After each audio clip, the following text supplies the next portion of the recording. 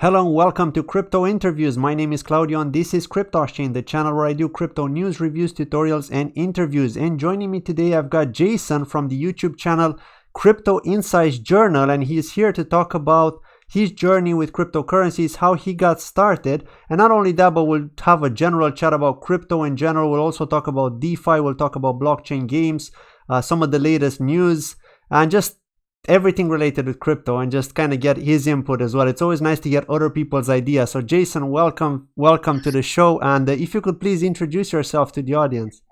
Hi, thank you for having me on, everyone. My name is Jason. I host the show Crypto Insights Journal. There's also the website Crypto Insights Journal. I'm on Twitter at DragonWolfTech if you want to interact with me, and I really appreciate you having me on the show. You're welcome, and the links can be found in the description as always, as with all interviews that I do, in case you're interested to check out the person that is on my show and just to see what they're all about and what they're doing. So when did you first get into cryptocurrencies? When did you first hear about it? That's the big question that is on all people's minds, right? When they talk to other people that are in the space. Well, I first actually got into the space in 2016. I was reading Atlas Shrugged, and I was following this her name is Jennifer Grossman. She's head of the Atlas Society. It's a group that's dedicated to teaching Ayn Rand principles. And I asked her, because in the book there's a part where the people who say, we're done with this society, we're out of here, you guys are on your own. Well, they go and form their own society in this other place called Mulligan's Gulch. Yeah. So my thought was, okay, well, how do you do commerce in that situation? Because you removed yourself from the main sense of economy, right? So in the book, they use gold. So, like, if I do some work for you, you pay me this much in gold, and then if I buy something, I pay for it in this much gold. Well, I didn't think that was practical, because who's going to be lugging around gold? Jewelries. Oh, right, exactly. You'd have to, right. You'd have to have something to cut it down to make it, so that you can carry it and transact in it. Exactly. So at the same time, I had heard about Bitcoin, and that made more sense to me because it's something that you could do from your phone.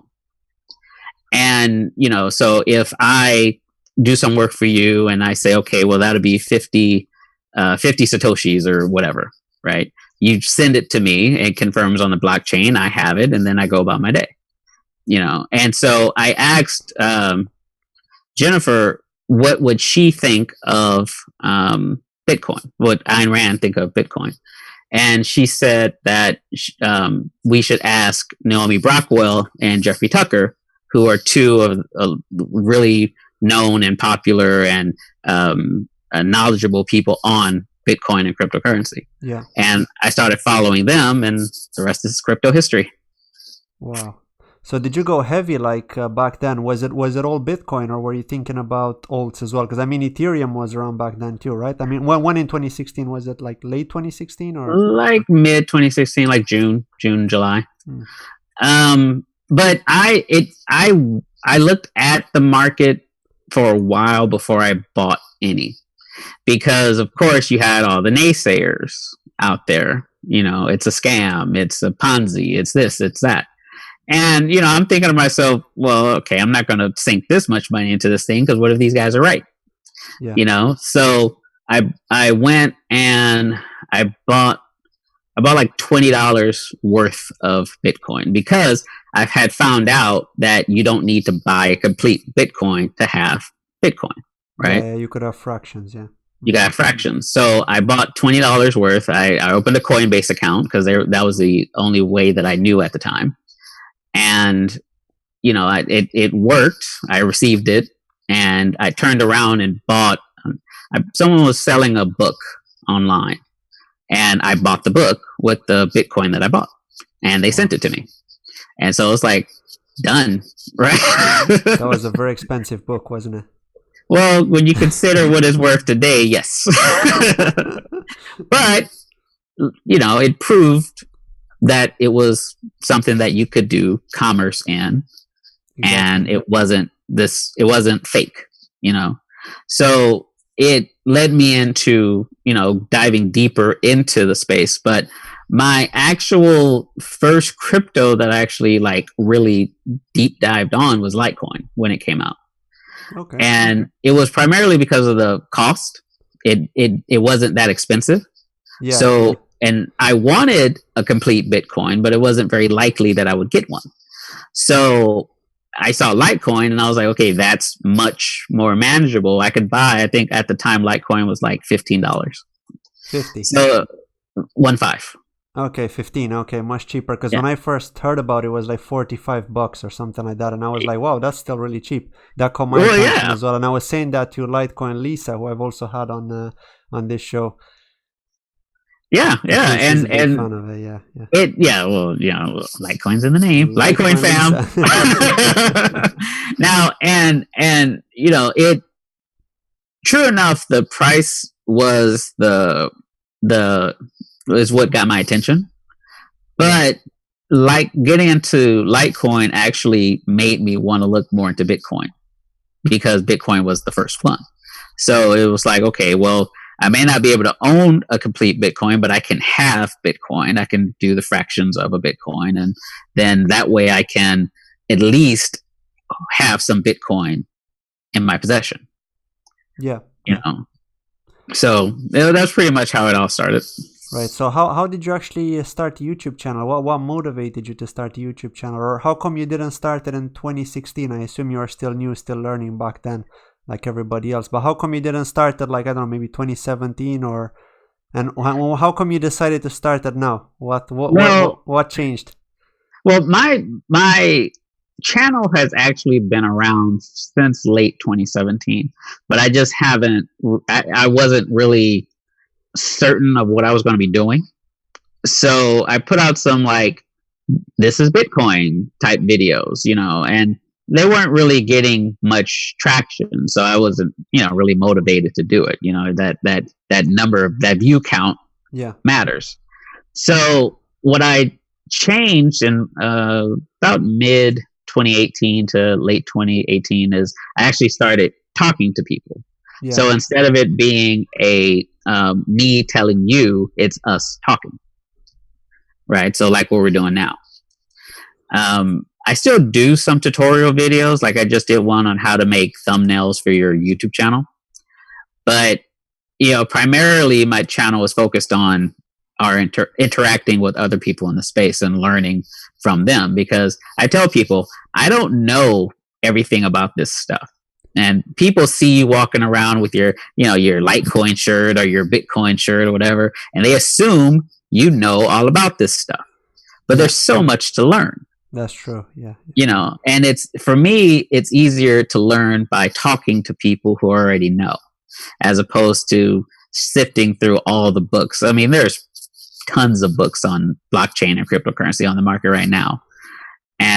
But for me, it's easier for me to grasp a topic if I'm talking to someone who already knows about it.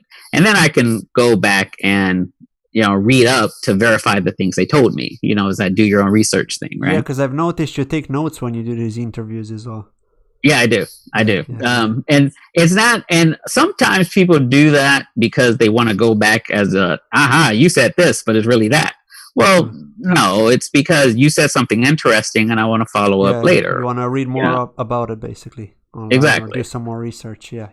Exactly. And I typically follow everyone who's been on my show on Twitter, because I don't like losing the connection. I think, especially if we have a good rapport, I think it's good to keep that channel open, especially when you think we meet at conferences. Like if you were at Litecoin Summit, I probably follow you on Twitter. And like the Bitcoin conference, I met a lot of interesting people there, and we talk on Twitter all the time to this day. And I'm going to go to the Bitcoin conference in March. Yeah. And so you basically build a community, and this is a great way to start that conversation. Yeah, I've noticed that in the US, like I'm in Europe, but in the US, there are a lot of these crypto conferences. I know that they're usually in different states. They're not all like centralized in one state, right? But Right. I mean, the majority are where are they? Like Las Vegas, I think, was the one that like the World Crypto Con. Right. Las Vegas, they just had one in Miami. Yeah. I typically go to, because I'm in California, so I typically go to either LA Blockchain Week or San Francisco Blockchain Week. Yeah. And then the furthest I've traveled was Vegas. I'm not ready to try to go to New York for consensus. That dollar amount is a little bit out of my price range. Yeah, I was going to say that. I mean, why do they make them so expensive? I mean, did you find out what could be the reason behind these high? Is it the costs, like renting the place and stuff? And are they really that posh, like inside or something? I don't know. What is it that what's the reason they really charge a fortune? Because I know they're really expensive. Some are like $500, $600 or even more, right? Depending on. Well, you're not gonna get an honest answer from the promoters. Yeah. So what I feel, and if anyone in the comments wants to correct me, I think it has more to do with the fact that they're trying to land bigger people to come. Like the Winklevoss twins and the Brian Armstrongs of the crowd. They're not trying to get me to come in there. They're trying to get those guys to come in there. And it's one of those things, if you can afford it, that ticket price shouldn't be an issue. Which is why I like the California, and that's the New York side, and plus New York has more, I guess you would call it, the things cost more in New York. So people don't think that it makes the difference. Like it's just another expensive thing to pay for. It's the city that never sleeps, right? Is that what they call it? Right. Yeah. Well, like California is expensive too, but California is not as expensive as New York unless you go to San Francisco. San Francisco is expensive. Yeah. But I think that the promoters in California, they aren't trying to cater to potential Wall Street people, and that's why the ticket prices don't tend to be as high. Right. Because when you're trying to get someone from JP Morgan, you have to make it seem like this isn't something just anybody can come to. Right? It makes sense. I mean, trying to filter out the majority, but like, yeah. Right. And I don't like that, and I don't think that that's how you get the community involved, and the thing is, JP Morgan doesn't care about what we're doing because they're already going to do something similar. As much as Jamie Dimon talks smack about Bitcoin, you better believe there's going to be a JP Morgan coin any year, any day now. Yeah, probably a stable coin as well. It'll be some type of stable coin, right? Yeah. And so trying to cater to people like that's not going to do you good in the long run. It's the people who are in the space already, the people in the trenches. Yeah. Those are the ones that I think the conferences would be better, would do better to attract, as opposed to these whales and these, billionaires or whatever that they're trying to attract. Yeah. No, definitely. What about the upcoming Litecoin event organized by Bitcoin Ben in Texas? Are you going to attend that? That's in April, I think, right? Yeah, I think it was in April. April or May. And I was thinking about that. But right now I'm pretty much just staying local. LA has a pretty good crypto scene. Because we have, the misconception a lot of people have about LA is that it's one big city, and it's not. There's several cities down here. So, you have the San Diego crypto scene, you have the Long Beach crypto scene, you have the downtown LA crypto scene, and we all tend to get together. Well, so the community is quite big over there, I guess, right? You've got meetup groups, right? Where you right, yeah, and like Crypto NDOs out here. Yeah. So and she hosts a lot of meetups downtown. Like there's one next week actually downtown. Have you been? Oh yeah, it's great. What about she puts on a great? Did you meet him as well? Because he's also there.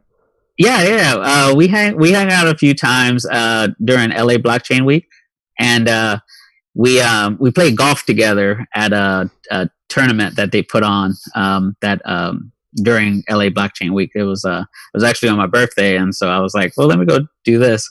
And so it was pretty cool having your favorite crypto people, hey, happy birthday, giving you a hug, you know. I can imagine. Yeah, definitely. Yeah. But you know what, I've even people who aren't from here, the people that I've met have been great. I mean, I've met a lot of people from Canada, in Europe, you know, things like that. And I haven't run across really any bad eggs yet. I mean, I'm 100% positive they're there. Yeah. It's just I haven't personally come across them yet. You kind of get a feel for people, especially at the conferences. Yeah. The people who, okay, I'm going to stay away from this person. But by and large, everyone was really nice, really open to conversation. Everybody was cool to take a picture. Yeah, you know. And I think even the people that like kind of give you that negative vibe, even they're pretty cool, like face to face. Because at the end of the day, they're trying to make a buck. Now, are they trying to make a buck the right way? That's another question, right? It's questionable, right. But at the end of the day, like they're still people, right? And to be honest, some of them, yeah, you could argue maybe they've got a hidden agenda. But yeah, I think that face to face, most people are usually okay, especially at conferences, right? Right. Well, and a lot of the negativity that we find in crypto is on Twitter. Yeah. Somebody people, starts something and then it goes viral, right? It gets retweeted. Right. It gets retweeted because they're trying to score points, right? But very few people will talk like that in person. You know, now true enough, you might have somebody who are just terrible people, and that's just who they are as a person. Yeah. But by and large, the people who do that on Twitter won't do that in real life because now we're face to face. And I've noticed that people tend to be a lot more, even people who don't agree with you, they're more likely to have a rational conversation with you face to face than across Twitter. Yeah. No, that's true. They like to attract attention, basically, attention seekers, to be honest. That's right, and Twitter loves that stuff. As much as Twitter claims that they want it to be civil and we want to get rid of all this, no, you don't. You don't want to get rid of it because then nobody will come back. I mean, come on, be honest. That's true.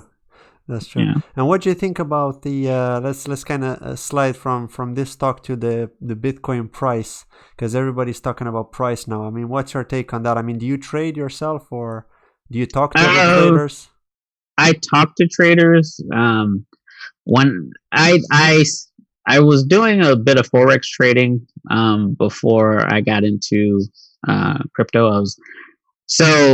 And to me, it was similar enough where I could understand how it works. But the difference between crypto trading and regular forex trading is the crypto market is way more volatile, as we all know. Yeah. And it can move at any moment. There's no really downtimes as far as when people can trade. Yeah, it's manipulated a lot as well, because I don't know if you've noticed this trend. Like I've recently started learning how to trade, so I'm watching a lot of videos, usually on Forex, right? Because a lot of those traders really explain it well for beginners. Right. But what I've noticed with crypto is like when you're in that stage 4 downtrend, is like you're getting like 4 or 5 waves down on the 1 hour chart. Then when you're really, really down, you get a sudden spike up in green, right? So you get these extended wide range green bars, and then you get multiple wide range green bars and so on, and it just takes off, breaks previous day's resistance, and just keeps going higher. And I'm noticing this kind of repetitive chart movement that we're seeing with a lot of these alts, for example. Not so much with Bitcoin, but mostly with alts. And I start to wonder, could it be those pump and dump groups that are actually doing that? Because I know that there are signal groups, going around on Telegram and stuff, and they're like, pump this. And then like I'm part of all these different trading Telegram channels from different crypto projects that I've been reviewing. And I noticed that some people post signal group messages. They forwarded them from these signal groups onto these trading groups. And then they say, look, guys, our coin's going to pump tomorrow. Look what these guys have been posting. And then funnily enough, the next day it does actually pump. So. Right. Well, the thing is, and this is one reason why I don't care for exchanges anyway. So I don't trade crypto anymore. And the reason why I stopped was because of things like that. And because you have the exchanges going down left and right, like the Quadriga, I think, was the last one that went down in Canada. Yeah, that was right. And then, of course, everyone remembers Mt. Gox. And no, sorry, the Quadriga wasn't hacked. It was the CEO that died. The CEO died. Right. Yeah. He died, and it was on his laptop. Upbit was hacked. Upbit was the biggest exchange in South Korea. Upbit, yeah. Well, and in any of those instances where you don't control your keys is a risk to your crypto. Exactly. So I don't want to put myself in that position. So, and by no means do I have a lot of crypto. I want to make that clear right now. I am not a whale in any sense of the word. But the Bitcoin I have, I don't want to lose. Yeah, of course, yeah. Right. So I just keep it in a wallet, and I primarily use it to buy things. I don't have enough to be able to one day I'm going to buy me a house. Oh, no, I'm not. I might buy a t-shirt, but and I use it for the commerce aspect. Like, Vin Armani had a book, wrote a book called Self-Ownership, and it's a really good book, and he only accepts crypto for it. Wow. So I bought the book, and like when we go to Bitcoin conferences and I want to buy a t-shirt or a new wallet or whatever, I have my, mobile app, pay with Bitcoin, get what I want, and go about my day. Yeah. And the other thing that gets me about trading is that especially during 2017, 2018, you had a lot of people putting money into stuff they had no business investing in, and they got wrecked to the point where they were financially destroyed. Yeah, that's no. I tell people all the time, if you want to get into Bitcoin, and you don't want to do anything else, just get you an Edge wallet or an Exodus wallet or a Monarch wallet. Go to Cash App or Hand Cash, whatever you want. Get it through there. Put it in your wallet. Go about your day. Yeah, or hardware wallet, just to be even safer. Hardware wallet or paper wallet. It's not so expensive anymore. It's like $50 or something. But if you have like over $1,000 worth of Bitcoin, it's well worth getting it, right? Oh yeah. If you have, I would actually say if you have more than $500 in crypto, you need to look into a hardware wallet. Definitely. Anything. But you'll have people who say that $500, that's nothing. Well, it's something to a person who doesn't have another $500 to put into Bitcoin. That's true. It would be a good idea for them to make it as secure as possible, even if it doesn't. Even if the crowd doesn't think that's that much money, it might be a ton of money to that person. Exactly. So you don't know a person's background. That's true. Exactly. 500 to you is 500 is a lot for somebody else. So what may not seem a lot to you.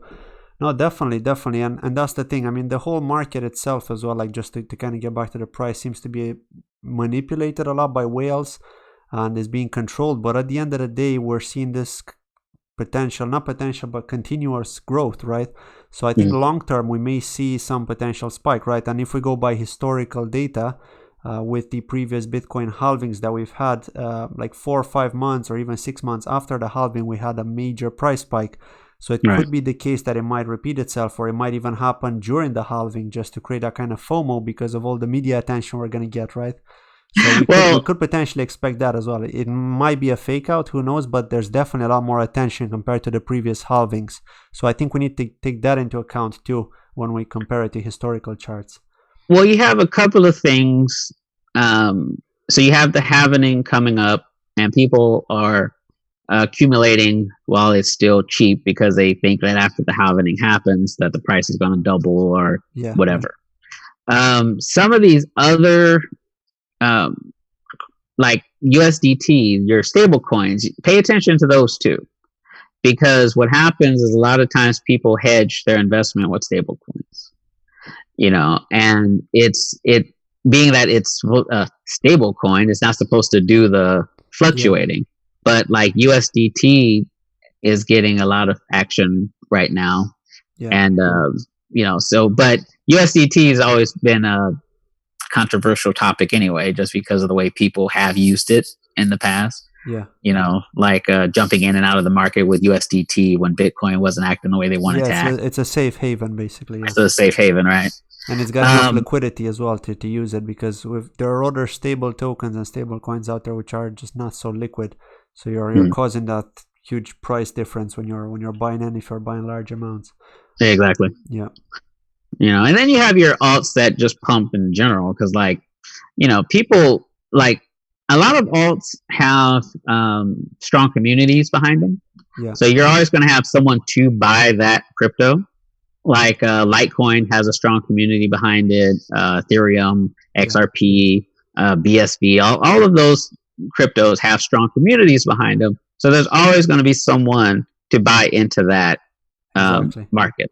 Right. Yeah, even the low market cap ones, it's amazing. I mean, if you look at some of the low market caps, and I'm not talking about the ones that are on really bad exchanges, but like on exchanges like, for example, KuCoin, which is a decent enough exchange. They've been around since 2017, or maybe Bibox or other ones which are big enough, right? Not major, but big enough, and they have quite a lot of volts. I mean, even coins and tokens listed on there tend to have quite a big enough community. And when you're looking at coin market cap and you see like, wait, only 3 million market cap, can I really trust this? And I remember there was a YouTuber back when I first got into crypto who spoke about, I can't remember his name, but he spoke about market caps. And I remember you were saying, look, not financial advice, guys, but if something has less than 10 million market cap, just stay away from it, because it's probably going to die out. It's probably going to wreck you. And again, you could argue, yeah, maybe it's true, right? But it does depend a lot as well, I guess, right, on the team and how they perform and what kind of partnerships or collaborations they pull out of the hat, right? Because it could happen, right? Well, yeah, and also, this is not financial advice, but like take Dogecoin for example, right? It was started as a joke, but now it has almost one of the biggest communities in crypto, and it's worth, I mean, even though Dogecoin by itself isn't that expensive as a crypto to buy, it has a market cap of, what's that, 298 million. That's pretty good for a joke coin. So it's that it's really. And it goes back to what we were talking about with the conferences. It's not the whales that these cryptos, these conferences, these businesses need to be focusing on. It's the community that could potentially be built around what you're doing. Yeah, exactly. So. Yeah, no, definitely. I agree with that. And just to kind of move on and talk about the DeFi space now, that's the hot topic, right, in 2020, and I know it kind of started in 2019 too. What's your take on that? The fact that you can take loans in crypto, but the loans that you can take cannot be bigger than what you use as collateral. So how do you think that could be overcome in the future without requesting documents from people and actually giving them the freedom they deserve? Well, I didn't really care for cryptos that talked about loans to begin with before DeFi became a thing, because I always question, how do you enforce the loan, right? And that the thing about traditional markets is that there's laws and things in place already. So if you give me a loan and then I say I'm not going to pay you back, you can take me to court. Yeah, exactly. Right? Or I could get put in collections and then I'll be hounded by collection agencies. Well, do you do that in crypto? Right? Like, what do you do when someone says, I'm not going to pay this loan back? Right? And that's always been my question about. Well, right. I mean, what's your collateral? And that's why I thought it was cool. And, I think that there's definitely something to the DeFi model, but I'm like, let me continue to do my research before I consider getting into that. Yeah. Yeah, but that's just me. It's a bit of a, I don't know, it's a topic which is in the gray area at the moment. We don't really know. Well, and it turns into an issue, and it's as crypto evolves and it solidifies as a financial entity in and of its own, where you have loans and you have it's beyond just trading Bitcoin for Litecoin. It's actual, you can housing and interoperability between the blockchain. Once we get to that point, you're gonna have. I don't know how decentralized you can be when you're moving that kind of money that has outside of crypto implications. And I'm sure they'll figure it out. I have trust in our space, because just the fact that we have Bitcoin today shows me that these guys and ladies are on it.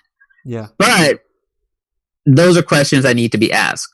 When you're going to say, I'm going to loan you this and I expect you to pay me back, how do you enforce that?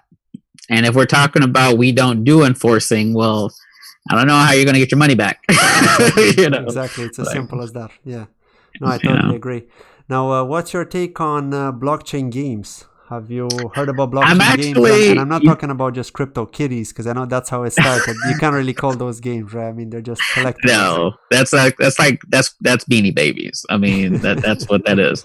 I like the idea of gaming on the blockchain. When I'm not doing YouTube, I actually write articles for tech websites and magazines. And one of the things that I wanted to explore was the gaming aspect of it, because esports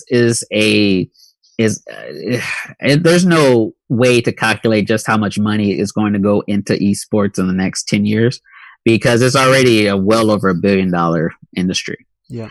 So if we can get the blockchain space into that space, then that's just another avenue where we can show the world what this stuff is capable of. DLive, for example, is a platform that does streaming. Yeah. Right. Yeah. And they recently partnered with Tron. PewDiePie is on there, right? Yeah.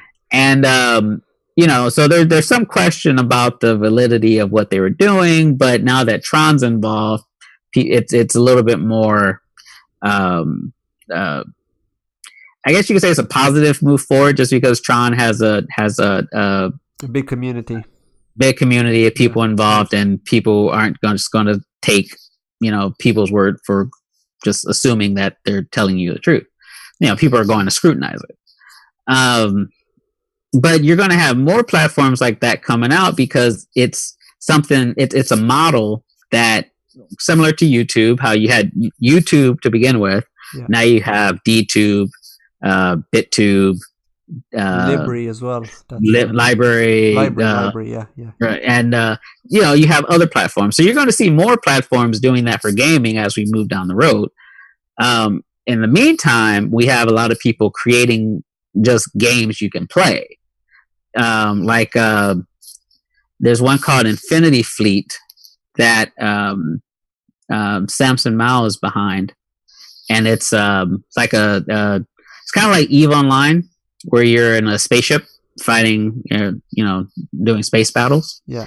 And so you have that. So you have people building these blockchain-based games that hopefully the general public will get into, because I think it helps adoption when the general public doesn't know it's crypto related. It just looks like everything else that they've dealt with. That's true. Yeah. And also, because it doesn't scream Bitcoin, whatever, people are less likely to give it the negative connotation that the media tries to put on crypto.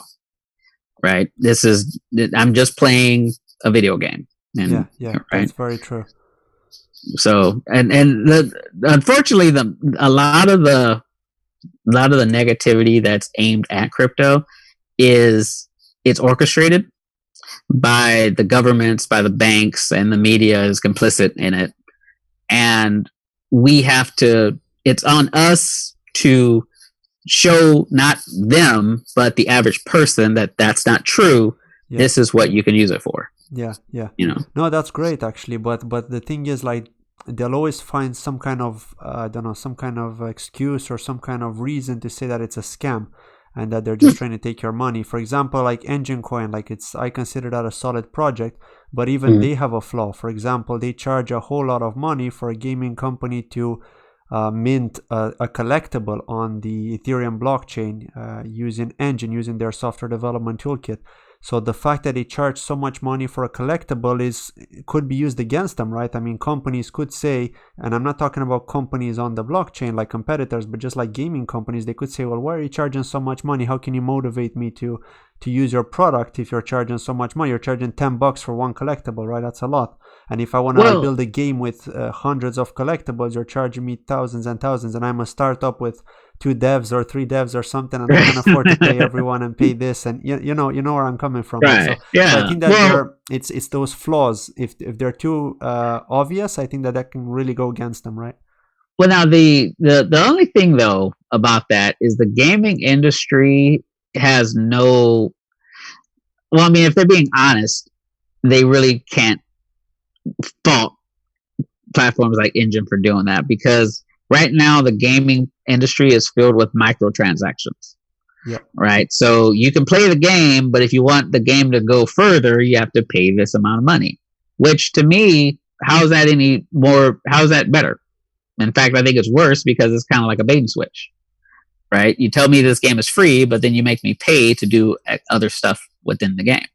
So saying that Engine has to charge a fee, or does charge a fee, unless it's just an absorbent amount, I think that's just standard operation for gaming right now. Yeah, no, I agree that they should charge some kind of money, because they need to keep the business going. But I think that $10 per collectible, and knowing that the game developer needs to create a lot of collectibles for a game to function, is going to be pretty painful right to the pocket.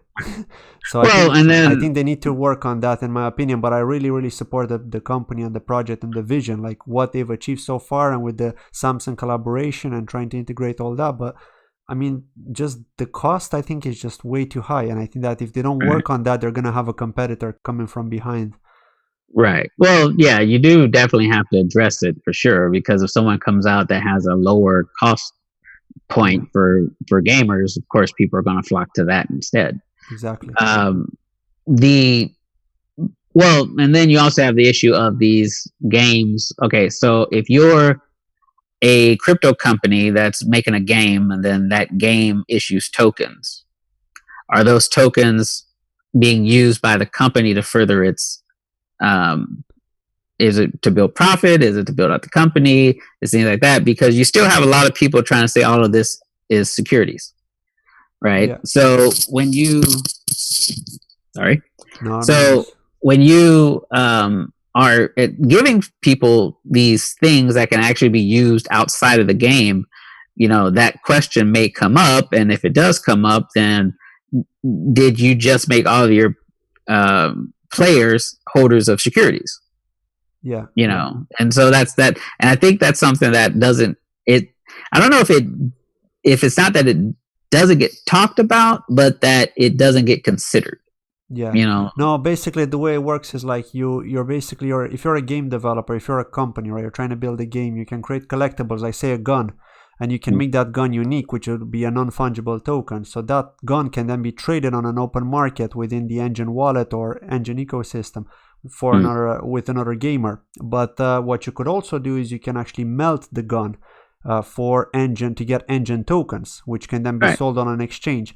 So the game developer not only has to pay to create the item on the blockchain as a non-fungible token, but they also need to pay to kind of have like collateral on the price, on the value of that gun, if the gamer decides to melt the item, so that they can actually receive Engine tokens for melting it.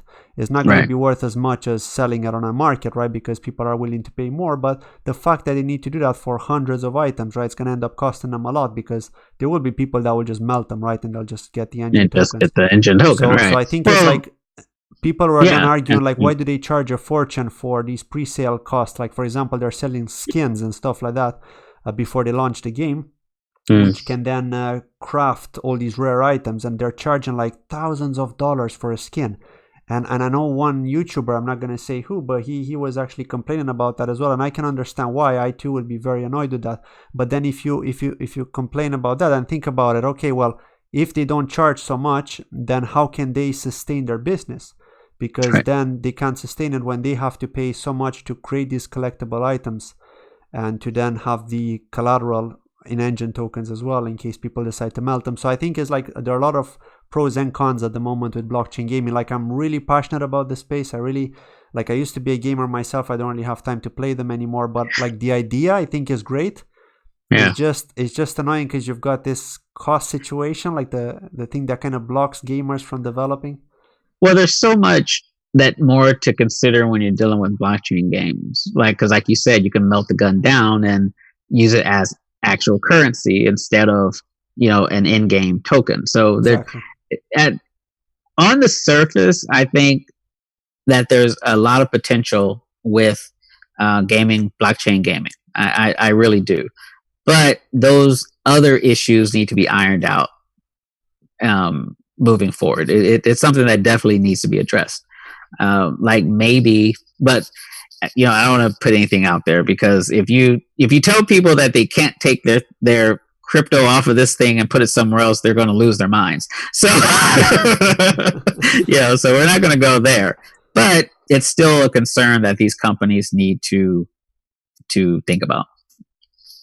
Definitely. No, and we'll see how the space moves, because it is progressing rapidly as well. And we've got company-wise, Ubisoft. They've recently announced that they want to support blockchain gaming companies with funding. Yeah, and that was actually something interesting that I found out about recently. And I know there's one company who has built a game on engine, and they've actually applied to Ubisoft to get some funding just so that they can continue their development. So that would be interesting to see how that progresses, because we're seeing more that's going to be very from these giants. Yeah, it's going to be very interesting once it gets out into the broader space. Yeah, definitely. And just as a last topic that I really wanted to cover before this, the end of this, is about the Craig Wright situation in Bitcoin SV. I'm sure you've probably heard about it. He was supposed to fork out the keys today on the 3rd of February, but he didn't do it. And apparently he has just been asking a lot of questions in court and things like that. It wasn't very clear from the articles that have been posted today. I was actually meant to do a news video to talk about this and just get people's opinion as well on it. But apparently he is getting like 6,000 patents or something, which is related with basically preventing further forks of Bitcoin, so that people don't fall for scams in the future, so that he can have ownership over all that. So nobody can basically fork Bitcoin ever again, because Craig Wright will own the patents. So what's your take on that? And what do you think about Bitcoin SV in general? I'm just curious to get your take on it, because I know that there's this disagreement between Bitcoin Cash and Bitcoin SV ever since they forked. But yeah, well, the main battle in crypto is between the three Bitcoins. As far as the patents go, I mean, you can own a patent on anything you want. If you can afford to do it, you can get a patent on anything you want. Now, how that relates to his claim of being the person who created Bitcoin, well, just because you own the patent doesn't mean you created what you own the patent on. There's plenty of inventions in the world where the person who actually invented it doesn't own the patent to it. And so that doesn't prove anything for me. Just because you have the patent, even if he had, like with the keys, right? He was supposed to have the keys in his package, right? Yeah. So even if he had the keys, that doesn't prove anything. That just means he has the keys. So you can have 1,000 patents on various things of Bitcoin. It's not going to change the fact that it still doesn't prove that you are the person who created that Bitcoin. So what you end up having is the whole, I'm going to own all these patents, so any future Bitcoins that come out, they have to adhere to the patent that I have, right? So moving forward, like, I might not be able to claim the patent on Bitcoin, but I can claim the patent on Bitcoin, 2.0, right? So it becomes it's basically just a way of stamping his name on any future development to Bitcoin. Now, as far as Bitcoin SV goes, Actually, I don't mind Bitcoin SV as a crypto, and I don't mind, just like I don't mind Bitcoin Cash. When you're trying to do things with crypto, when you're trying to buy things, for example, sometimes you need to use these other things because the Bitcoin network does tend to be kind of slow. Yeah. Not that it's bad or so slow that it's not usable, but these alternatives are faster. Exactly. And there's an app called Hand Cash, which is basically the Bitcoin SV version of Cash App, right? Which is BTC. And works just fine. Works, I can send it out to my wallet just like I can with my Cash App. And, I don't really get into the whole I'm going to stock up on these different cryptos. So if someone wants to send me some, hey, yay, thank you. Right? But could be anything. If you want to send me Ethereum, send me Ethereum. If you want to send me Litecoin, send me Litecoin. Yeah. Well, because I'm crypto agnostic when it comes to everything. I mean, of course, you have Bitcoin, yeah, right? But as far as everything else, I don't have any. All right, you want to send me XRP? Send me XRP. You want to send me Monero? All right, fine. I'm not going to tell you, oh no, I'm not going to deal with that kind of stuff, because how do you make money when you turn your nose up at money? So. I don't know. I'm kind of, and I know people in the BSV camp, and they've been great to me. So I don't hold any ill will towards anyone in there, and I hope it's the same going the other way. Yeah, they're all people, and they're all bag holders as well, to be honest, because that's how it is. Everybody wants to. I mean, they can be nice people. It doesn't mean they're bad people. They're just bag holders. So of course they're gonna love their project, and they're gonna talk about it to everyone. It's like me with Ontology, for example. Ontology is close to my heart. I've been following Ontology closely. I know a lot of things about Ontology. I've been paying close attention to everything that's going on. So it's kind of the same. I'm sure you have, apart from Litecoin, you probably have some other favorite one as well, I guess, right? Yeah. And that's the thing about it, is we're all, at the end of the day, bag holders. And the more toxic a person is probably the bigger bag holder they are, because they're trying to pump their bags, and that's where that comes from. And so I fell on the bandwagon of talking crap about SV people, but I don't do that anymore, because they're passionate about what they believe and what they want, just like BTC people are passionate about what they believe and what they want. At the end of the day, there's still banks and governments that want to step on all of us. So why are we fighting amongst ourselves? And that's one reason why it's the tribalism, right? And that's one reason why, when the whole Craig Wright situation comes along, I tend to avoid the conversation of, is he Satoshi? And the reason why I say that is because it doesn't matter, because you have Ethereum, you have Litecoin, you have all these other cryptos that you can deal with. Even if he were Satoshi, that has nothing to do with what you're doing. Yeah. Right? And also, he can claim to be Satoshi till he's blue in the face, until something happens that just screams, this is Satoshi, the clouds part and the rays come down from heaven. and this is Satoshi. And the godlike following. Right. I mean, it doesn't change anything, and it's just about what you believe. If you want to believe that he's Satoshi, go for it. I'm not going to crap on your belief. I was making a joke the other day about the Genesis wallet, that what if the actual private key, the secret to unlocking the private key, is actually in the white paper?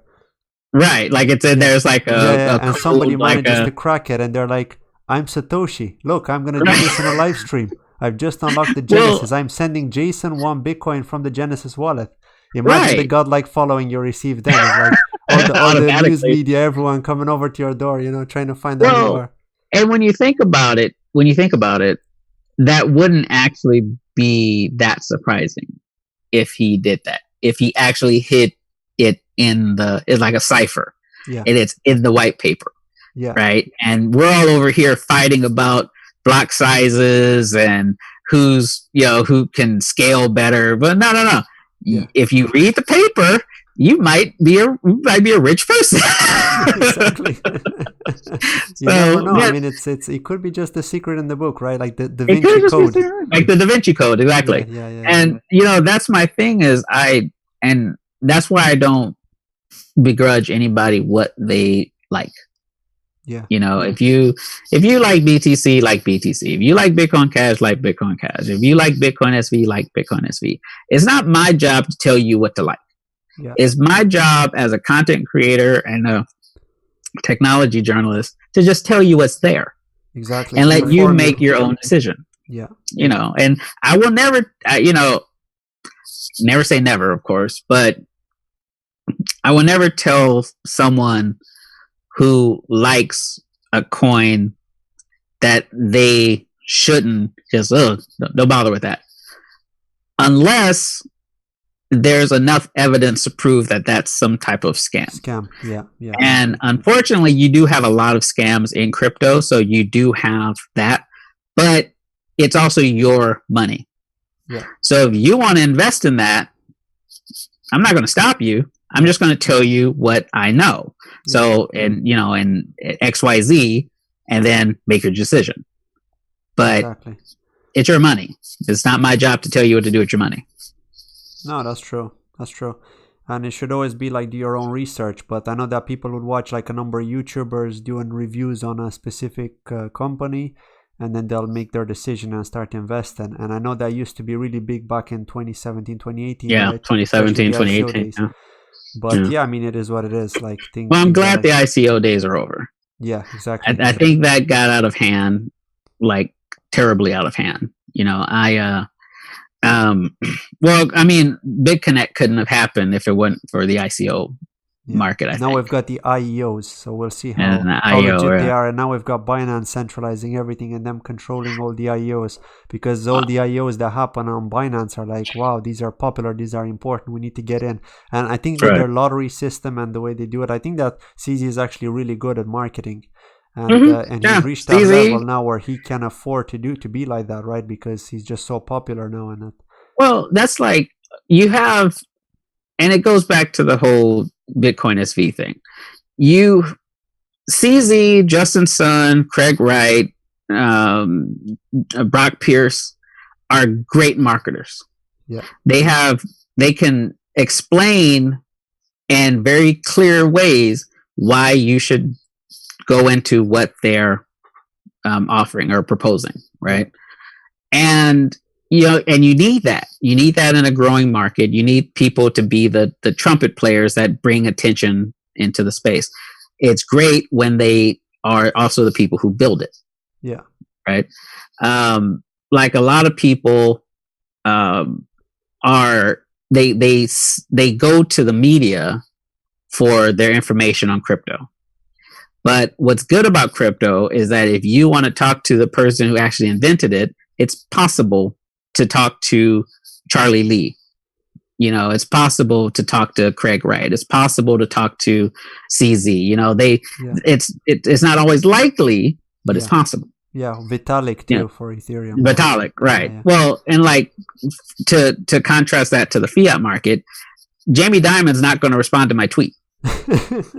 Right, but Brian Armstrong might, right? Eric Voorhees might, Calvin Ayers might. Yeah, or look at John McAfee. I mean, who would have thought that I could get him on my channel? Like I only had like 800 subscribers at the time when I got him on, and people are surprised. It's like, I'm surprised to see John McAfee on your channel, man. You've only got 800 subscribers. How is that possible? So well, that's the thing is that you're, but you know what it is that they understand too the need to get their message out. So, and I think McAfee is a great example of a person who the media gave him a bad reputation as a erratic person. He's all over the place. What's wrong with this guy? Yeah.